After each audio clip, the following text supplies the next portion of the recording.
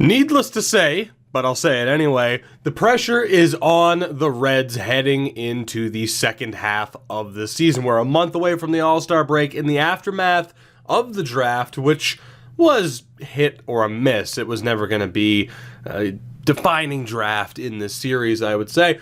But the pressure is on. We are at a 500 record, 6 games back of the Cardinals. There's still plenty of time to go, but when we are the top-rated team and so well-rounded at this point, to have this 500 record is a massive disappointment.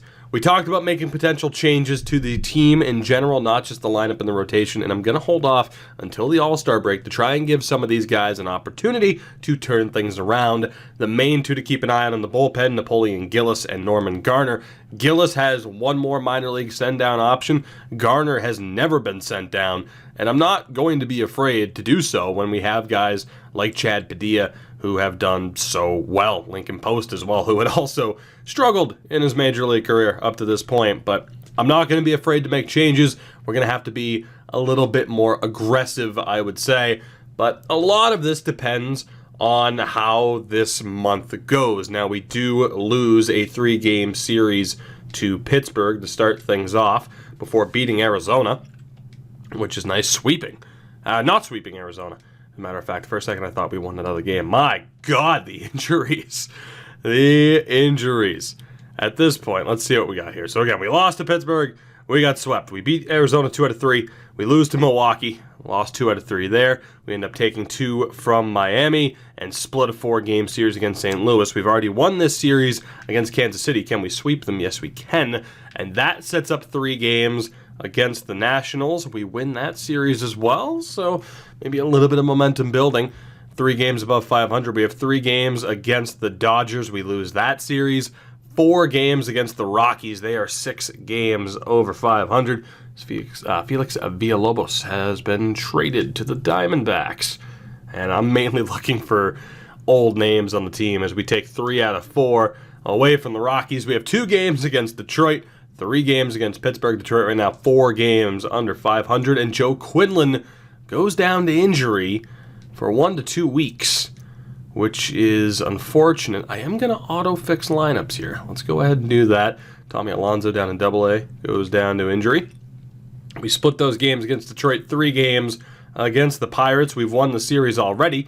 Whether or not we can get the sweep is the question, as Keston Hiura has been dealt to the Padres. So there you go, dealt from the Cardinals. And Jason Lord goes down for a month or 2 with a broken forearm. As for the second straight year, we do have a participant in the Home Run Derby. It has to be Pugh. Has to be. I was tempted to jump into this and perhaps play it, but let's be honest, I doubt I'd even win, depending on the difficulty, I gotta be honest. But there you go, Marlon is there. I know I could leave it to CPU and we could watch it, but I have too much stuff to do, to be honest. So Marlon, congratulations, 2 years in a row making it. It would be nice if they told you who won, at the very least. But we ended up sweeping Pittsburgh, so we are 7 games over 500, 51 and 44, despite some injuries. Let's take a look at our All-Stars this year before getting into the team and the stats and maybe making some changes. When it comes to pitchers, Will Vincent, is he not a Hall of Famer at this point? He's got to be close, right? Like, he's on pace. I know he's only 31. He has to be on pace. He has been so good. 412 saves in his career. Of course, this year it started a little bit rough, but he has been tremendous, and I love him so much.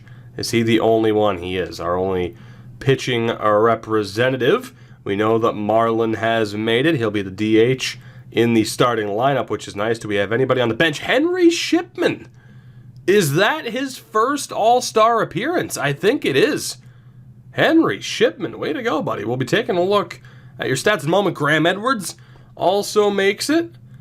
Beautiful. We actually have way more All-Stars than I thought we would have. That is great. And Henry Shipman making it is a big deal. The AL dominates as Quinlan is back. I accidentally simmed a little bit too far ahead, but that's okay. I'm still going to look at potentially making lineup changes. So the rotation at this point is a tad bit broken. It didn't send anybody down, did it? 24 men on the roster. Who's the other injury right now? Oh, that's right. It's Jason Lord, who is still going to be out for a bit. Which, hold on, let's take a look here. So Steve Carrasco as the ace. I would presume that a 4 is still relatively solid, so I'm good with that. I was going to take a look, but we should be fine. Joseph Dye is having a great season. Clyde Martin's been okay. Again, anything close to a 4 is doing pretty damn well. It's his first season here, and he's showing up as an 89, which is great. And Joe Bailey, also doing okay. So Joseph Dye appears to be leading the way for us. Jason Lord, prior to his injury, was doing really well after getting the bump up from the long relief spot to a starting spot, which brings us to Domingo Trevino as a long reliever. Again, he's been pretty good. Winston Medina, though, has been a major disappointment, and obviously he got bumped down from being a starting pitcher. Last year, he was great at a 3.42. This year, not so much. He does still have minor league options, and I can't help but think it's either we give him an opportunity to gain a little bit of momentum by putting him into the rotation, or we give Domingo Trevino that opportunity. How has Trevino done? He's been rather consistent at the very least. Oh, Medina, this is your opportunity to turn it around until Lord is ready. If you don't, and Lord comes back, we might end up dropping you to the minors completely. So Winston Medina will be back. And as far as the rotation's concerned, I think we have it right. I'm still going to have Clyde Martin ahead of Joe Bailey. So that's promising. As far as the rest of the bullpen is concerned, Bruce Boyle has been phenomenal. Chris Velez has been phenomenal. Napoleon Gillis, the ERA is a little bit high still. Of course, only 55 innings pitched, but still. The whip is strong, though. I think he's survived a bit. That's the real question, whether or not he and Garner have survived. Garner right now not playing well, contract, and the fact he's not the closer, but you don't deserve to be the closer. And Will Vincent, 303 with a 137. Tried to hold off on that, couldn't do it. Excuse me. But a 303 there for Vincent. I gotta be honest, I'm a little bit surprised he was an all-star this year with those numbers. But nonetheless, I think we hold on to Gillis and Garner for now. Again, we still have potential call-up options. Padilla is doing very well down in AAA. John Johnson could also deserve a shout.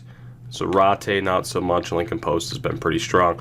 I'd rather stick with our first choices for now. Again, though, if they mess up, we'll look to make changes if necessary. And then as far as the lineup is concerned, this is going to be interesting because Quinlan is now back. We're going to have to completely rework this. Although the 4 that I'd want are still there. I can't believe Shipman made it. That's tremendous. So our top 4, you would expect it to still be, or really our top 5 would be this. Ramon Vasquez has still been great as a DH, and I'd love to get him into the lineup full time, but there is just no way. There really isn't. The only way to do that would be to play Bobby Bloom in the outfield. And Bryant Kay has done really well this year, so has Tom Lau. So I think we're good for the moment. It's just a shame that Ramon Vasquez isn't getting to play as much as he probably should. As far as the star spots, I think it is going to be Quinlan, Bloom, and Pugh. It's a little bit tough to say for sure, but I mean, Marlon, 24 home runs on the year. Bobby Bloom's batting .327. That's fairly straightforward. It's just whether or not Edwards should be in the 2 spot. We started him as the leadoff man this past year, but I feel like Quinlan is doing much better. I did bump him up to that spot to begin this episode. That was the only change to the lineup. I think for the most part, we're good. I actually think that should be the lineup. Quinlan, Edwards, Bloom, Pugh, May, Vasquez, Kay, Shipman, and Lau. Bringing up the rear might not be the bad way to go. 54 RBIs for Bryant Kay. He's been great. I think we have our setup, which is nice. Fairly straightforward, and of course the team is still strong, so it's going to be Kay, Shipman, Lau. Just have to remember that, and we should be fine. Interesting, though, that it's putting Quinlan at the bottom. Edwards as well. Like, I know they're not the strongest bats in the lineup, but still, that seems like an interesting choice on the AI's part. I mean, Tom Lau being the leadoff, I can understand at the very least, but still, weird decision as we are good to go. So surprisingly, at least to me, as again, we'll be letting go of Francisco, surprisingly, at least to me, the lineup is going to basically stay the same. We'll see what we can do here moving forward. Hopefully continue to pick up some wins. And of course, we lose 3 out of 4 to Milwaukee, fresh off the All-Star break. 3 games against Pittsburgh. Can we do here? We've won the series. At least Jason Lord is still going to be out for a while. We sweep Pittsburgh. Not bad. They're actually trailing from once. Again, they've been one of the more dominant teams throughout this series. We have 3 games against Milwaukee. Good God, how good are the Brewers? 10 games over. Makes sense, but that's direct competition right there. And they just took, my God, how many games did they take there? 5 out of 7. Brutal. Absolutely brutal. 4 games against the Padres. I didn't do anything, game. There we go. 4 games against the Padres here to end the month. Hopefully we can have success, and we have. We win all 4 games. Beautiful. 60-49 now on the season. The problem is the Cards and the Brewers are still on a really, really strong pace. We're still 5.5 back despite taking a big step forward. Right now, though, 3.5 games up on the Rockies in the wild card. The NL Central is not to be messed around with.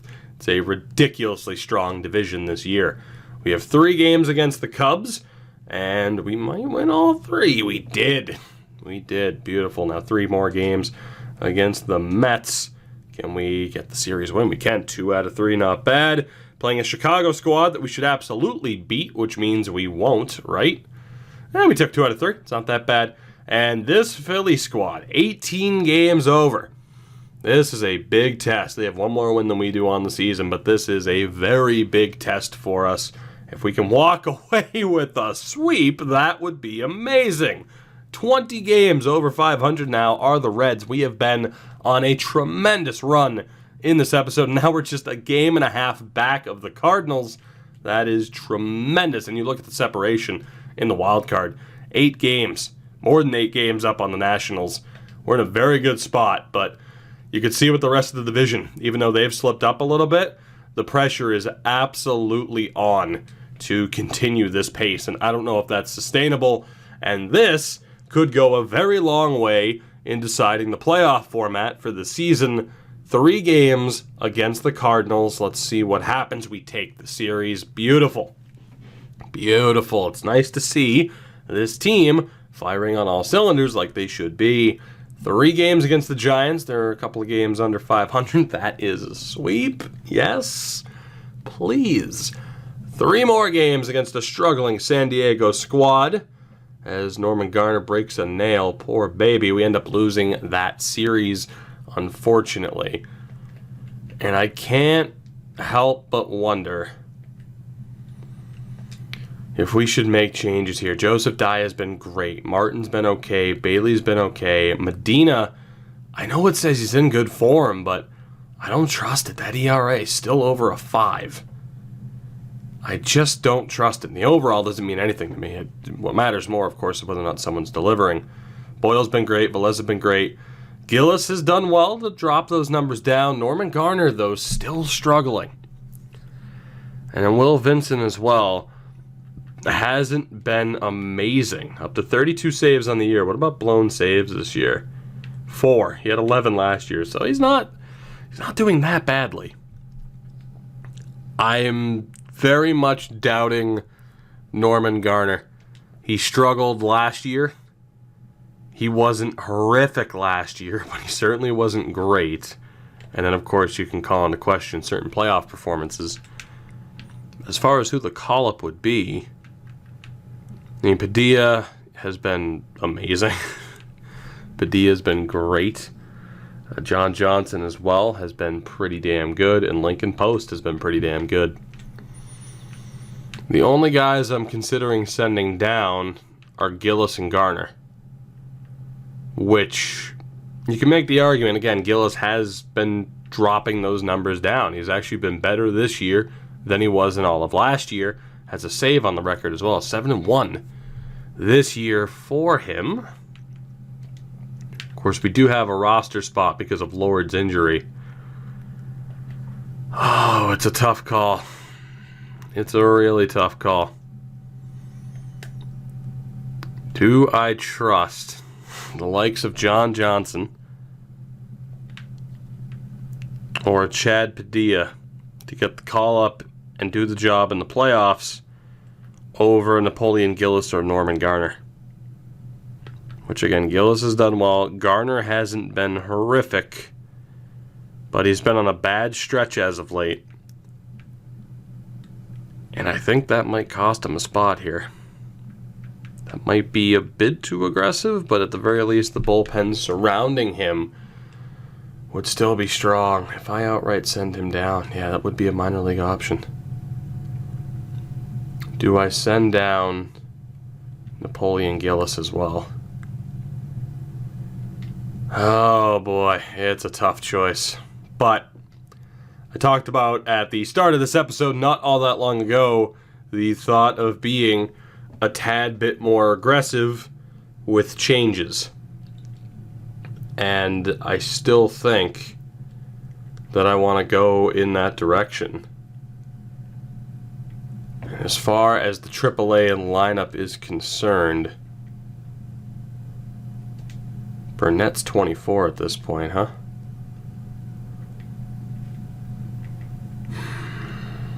I have a couple of ideas in mind, I gotta be honest, but Eric Valencia, Richie Burnett. Eric Valencia, Richie Burnett. Well, let's be aggressive here with these changes. I know we're doing well, but let's be aggressive here with these changes. Let's do it. So, Napoleon Gillis, I know you've been turning it around, but I want to see what else we have here. Norman Garner as well, going down to AAA. Didn't think I'd be saying that anytime soon. Chad Padilla is on the way up, as is John Johnson. And I gotta be honest, because of the injury, Lincoln Post is also on the way up. And as far as starters are concerned, if I can send down Winston Medina, which I can, he just hasn't had it so far this year, he is going down. And I am going to bump up Richie Burnett and give him the opportunity, as crazy as that is. And this might be change for the sake of change, but I'm willing to test it out, flat out. I am willing to potentially change the team's momentum for the worst in an effort to make something happen here. Now, Boyle has been phenomenal. In terms of clutch, he's at a 68, Velez at a 54. I think we have to trust Boyle to be the setup man, which it's a little bit dangerous to take him away, but I think we'll be alright. So I do want to make sure, if at all possible, actually, does it even matter how they're sorted in terms of middle? I don't think it does. Hopefully Velez, though, is still the first choice. So on paper, a weaker bullpen, but in terms of those who have actually been performing this year, it's looking pretty good. Time will tell whether or not I absolutely regret that decision that we just made.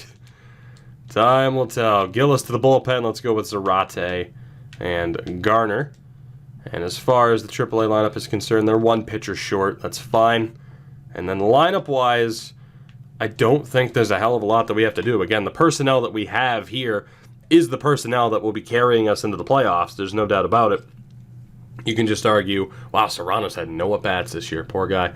You can argue whether or not changing certain people around would be the better way to go, and that's still something I'm certainly wanting to explore. Edwards, of course, not happy with being an everyday player as opposed to a star, so it wouldn't be the worst thing in the world to bump him down to even like the 6th spot. Let's take a look here. So 244 average on the year, 341 on base, where K is at a 269 and a 350. That's not too great. And Tom Lau at a 265 and a 344. So I think Edwards is probably safe there. He's probably safe for now, and we'll keep the team as is aside from those pitching changes. We'll see what happens. 3 games here against Chicago. We win the first. We win all 3. 80-54 on the year now.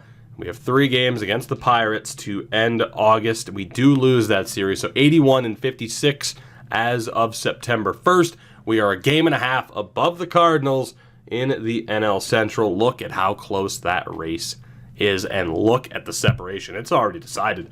3 teams are making it from the NL Central. It's just a matter of seeding. It's not even a debate. That's ridiculous how dominant this division is. We have 3 games here against Philadelphia. They're a good team. 2 wins here would be amazing. As the AAA ball club finishes at 500, they will not be playoff bound, nor will the AA team, which is fine. We end up sweeping Philly, and Jason Lord is back. And I'll be intrigued to see how that affects everything heading into the playoffs as far as who's being used and who isn't. So, the call-ups have been made. Let's sim through this here. And actually, with the call-ups being made, I'm going to let the AI control the lineups and everything. Why not? Give the AI control. Hopefully, they set us up in the best way possible. 3 games against Minnesota. They're a pretty good ball club. We end up losing 2 out of 3. We have another 3 games against Chicago. Oh, goodness, no. Okay. That is horrific. Wow, guys, not the right time to go on a slide here. We're now a game and a half back of the Cardinals, or actually just a half a game back. So they've played 1 more than we have. We have 4 games against San Francisco. They're 4 games under 500. We need wins here, and that's not great. It's going to come down to the wire again. 3 games against Washington. They're 1 game above 500. We do take that series. 89-64. We have 3 games against Colorado, St. Louis, and Milwaukee to end the season. We're a game up on the Cards, 3.5 up on the Brewers. We can win out here. We've failed to win out before. Let's hope this team's learned and can get the job done. 3 games against the Rockies. We take 2 out of 3, and this is it. The Brewers are 4.5 back.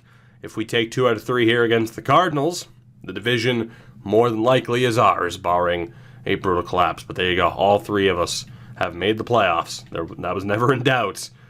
It's just the seeding. Huge effort needed from Martin, Bailey, and Dye. We sweep them. That should do it. 16-7 as well. The Reds have clinched the NL Central, an extremely competitive division. Had to have been the most competitive division in baseball this year. That is tremendous. The division title is ours. Let's sim these final 3 games against Milwaukee. We lose 2 out of 3, but it does not matter. We finish at 95-67, and we're taking on Arizona in the divisional round, as it'll be Boston and Baltimore in the wild card. Winner plays the Angels. Minnesota plays New York. Of course, we are playing Arizona. Milwaukee and St. Louis have to go head-to-head to fight Philadelphia. The winner gets to fight Philadelphia, fighting for the right to take on Philadelphia. Tremendous. Now, in terms of the best record, Philly at 97 wins, which is crazy. 100 wins for the Angels. Good Lord. And in fairness, that was also a very competitive division, the AL East, which isn't all that surprising. In terms of awards, Marlon Pugh is NL MVP, and Henry Shipman takes home a Gold Glove. Wow. We were robbed of an MVP with Archie May not all that long ago. We have our MVP now. It's Marlon Pugh. A 282 average, but 44 home runs and 125 RBIs on the season. Absolutely ridiculous. One of our Rule 5 pickups. He stole 11 bases as well. That is crazy. Absolutely crazy to see what he accomplished this season. A couple of errors playing at third, though, which perhaps might not be all that surprising. I keep forgetting to change the handedness back. But 2.1 on the WAR as well. Wow. Marlon Pugh, MVP. Might have been a down year for other people, but I'll take it. Ronald Acuna ends up winning it with Detroit in the AL. Cy Young to Richie Muller and Jorge Crespo.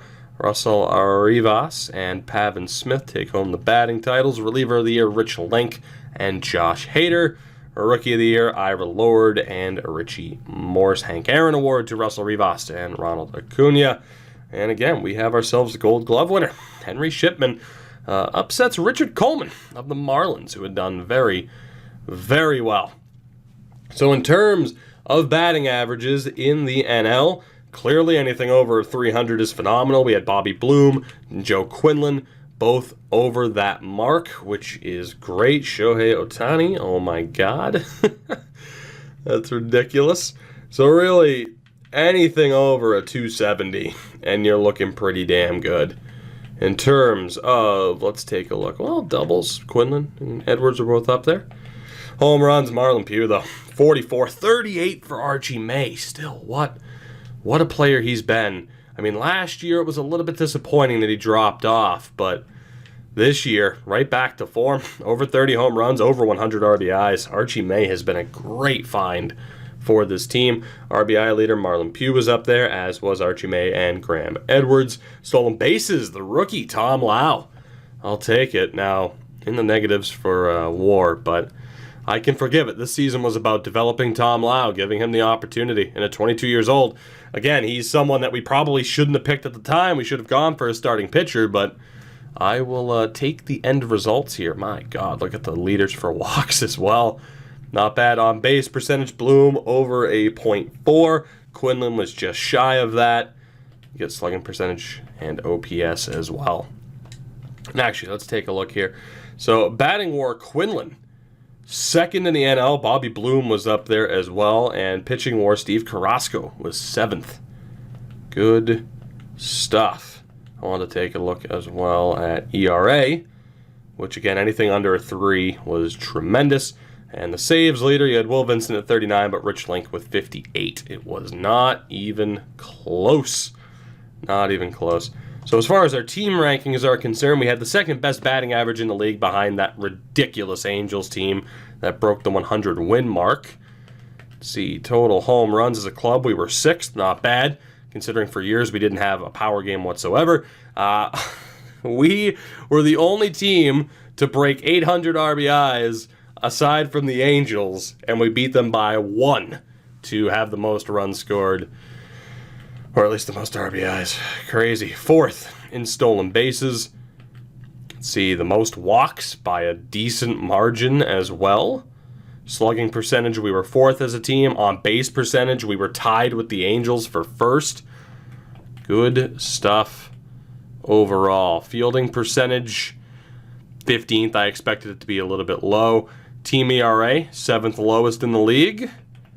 Good stuff, man. Very happy with how this team turned it on, which leaves the debate, again, over whether or not it was the right call to send down certain people. Winston Medina will not be a part of the playoff run. Gillis and Garner will not either, but I'm not necessarily regretting it. I think those decisions had to be made, and I wanted to get rid of those who were underperforming. So we'll take a look here. Steve Carrasco is, oh boy, what is he? A legitimate 92, but up to a 92 right now. 12-6 record, a 4.01 ERA. We're going to keep it pretty simple with the stats, but pretty damn strong season there from Carrasco. Clyde Martin was phenomenal as a rookie. A sub-4 ERA, which again is tremendous. Joe Bailey had a 4.11, great season for him. Joseph Dye was phenomenal. And Jason Lord, our Rule 5 pickup, was really good despite missing time due to injury. Domingo Trevino as well. He's a 74, but he was a decent long reliever for us this year. Just over 93 innings pitched. So as far as the rotation is concerned, I think it's just about right. You could make the argument of Dye being in over Bailey, and I think that would be the right way to go, especially with his record. But I think we trust Carrasco, Martin, and Dye in the 5-game series to get the job done for us. And then between Bailey and Lord, the argument could be made. Of course, Lord had fewer innings pitched due to the injury. Chad Padilla did not play much, only 7 innings of work, but he was great, at the very least. 9 strikeouts in those 7 innings. John Johnson, on the other hand, only 5 innings pitched, but he's 2-0 with 6 strikeouts, so maybe, just maybe, and Lincoln Post as well. They didn't get much work at all, and obviously September, it was a very busy month. But Bruce Boyle was great. Chris Velez was great, and you could make the argument over which one deserves to be the setup man and which one, it'd be more beneficial to have as a full-time option. I think we're going to go with Boyle as the setup man, though. Have Velez simply due to the clutch factor. But have Boyle be the setup man. And Will Vincent as well finished the year again with 39 saves, so a bit of a down year. But we also struggled quite heavily early on. And then lineup-wise is where it gets interesting. Now, Serrano had 8 at-bats all year. Booth was, when he hit the ball, he did well. Marlon right now is shaping up to be on the bench, which is not going to happen, obviously. I would assume he played down the stretch. Could you imagine if he didn't? Francisco Jimenez was also great when given the opportunity, and Josh Rincon did pretty well, despite not really being that great of a batter. So the question is what the hell happens with this lineup? And again, I think Ramon Vasquez has to sit. There's no way around it, really. And I'm going to set up our lineup here as we had it pretty much all season, and we'll take it from there. So Joe Quinlan, again, 305 average. Having him as the leadoff man seems like a pretty damn good idea. Although, let's take a look at the on-base 398. Yeah, it's a good idea. Graham Edwards, 249 average on the year, a 352 on base, so debatable, but 95 RBIs on the season. It makes it kind of worth it to have him in that 2 spot. I mean, you could make the argument of having him at 5 or 6, but he's an absolute monster there and takes advantage of Quinlan getting on base quite often. Bobby Bloom, pretty damn good season, I'd say. 28 home runs, 84 RBIs, a 316 average. Marlon Pugh was MVP. Archie May was phenomenal. And Bryant Kay, in fairness, 80 RBIs in the year, a 272 average. Good stuff. 355 on base. So, like I said, you could make that argument for swapping Kay and Edwards just to have Edwards' power game there, but this seems to be working for us. But that's probably the one change you could really look at making. Although, one could make the argument, too, between Kay, Shipman, and Lau, who should be 6, 7, and 8. Kay was great. Henry Shipman had a really good season by Henry Shipman standards in terms of the power game, just the offensive production in general, despite the average being lower. And Tom Lau, essentially as a rookie, I mean, I don't really factor in those games all that much, but 13 home runs, 83 RBIs, and a 268 average. There's a lot of interesting ways we could set up this lineup, particularly with potentially moving around Edwards to move up Bryant Kay, and then 6, 7, 8, who goes where. And then Ramon Vasquez, unfortunately. It's a damn shame that Marlon Pugh has developed the way he has and that the outfield has developed the way he had, or the way they have, because if Archie May, Bryant Kay, or Tom Lau weren't as good as they were, Bobby would be an outfielder, and Ramon Vasquez would be a third, with Marlon at first. A lot of different things to ponder, a lot of different possibilities and combinations, but at the very least, it is mission accomplished. We tie our best record ever at 95 and 67. The last time we did that, we lost in the NLDS. This time, we hope to change our fortunes. 3 straight playoff appearances. What will our fate be this time? I'm not entirely sure, but we do know that awaiting for us in the NLDS will be the Arizona Diamondbacks. We'll see what happens next time. Out, Milwaukee advances, as does the Red Sox. It's going to be interesting to see how the playoffs go down. I will see you guys in the next one. We're back in the playoffs. Arizona, don't crush my hopes and dreams.